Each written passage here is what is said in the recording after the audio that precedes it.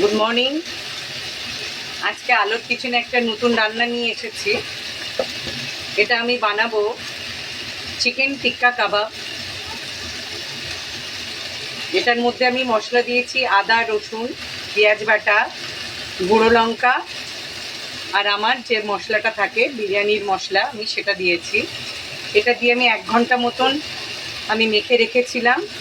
আর চিকেনগুলোতে আমি একটা করে বাড়ি দিয়ে নিয়েছি, মানে যেটাতে রুটি করি সে বেলনা চৌকিতে আমি একটা করে একটু বাড়ি মেরে নিয়েছি, পুরোটা গোটা রাখিনি, একটু থেতলানো ভাব করে নিয়েছি। এবারে সাদা তেলে আমি এগুলো কাবাব যেমন হয় একটু গায়ে মানে পোড়া পোড়া ভাব থাকে, আমি সেরকমই করব।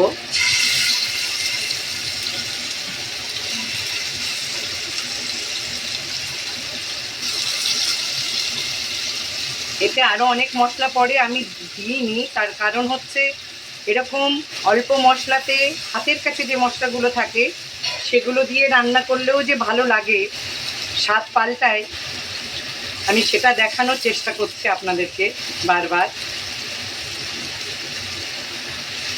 যে অল্প মশলাতেও এগুলো সুস্বাদু হয়। নাহলে অনেকে মশলার কথা ভেবে হয়তো রান্না করতে পারে না, আমি সেটা আপনাদের সামনে তুলে ধরতে চাইছি যে অল্প মশলাতেও টেস্ট আসে এবং স্বাদটা পাল্টায়।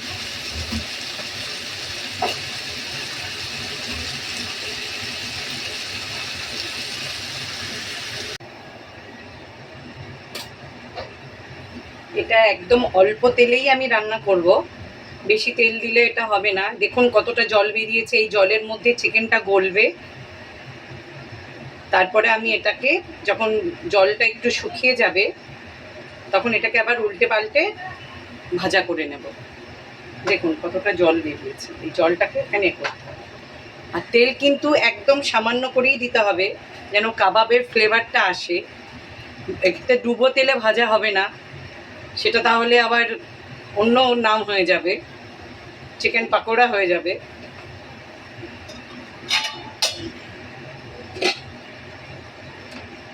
উল্টে দেব।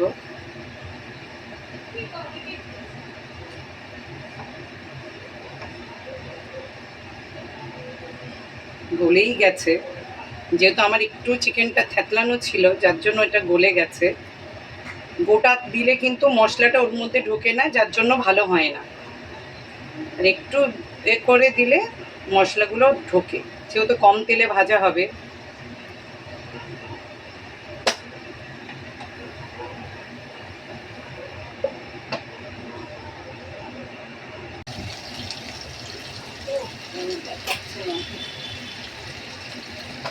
দেখুন এটার মধ্যে পোড়া পোড়া ভাবটা চলে এসছে আর সুন্দর একটা গন্ধ বেরিয়েছে।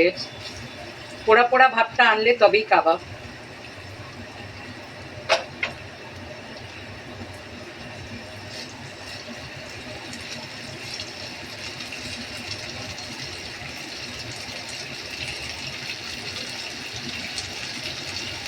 হাই ফ্লেমে ওটা দেব, হাই ফ্লেমে দিয়ে এবারে এই দেখুন এই পোড়া পোড়া ভাবটাই হচ্ছে কাবাবের চিহ্ন।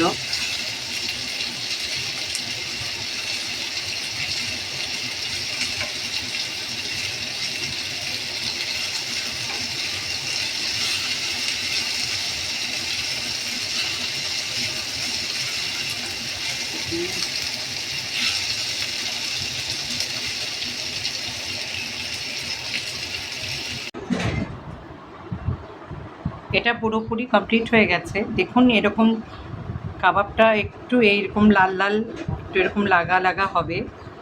অল্প তেল দিয়ে ভাজলে তবেই এরকম একটা কালার আসবে, এরকম হবে। আর এটা ট্রাই করবেন, খুব ভালো লাগবে।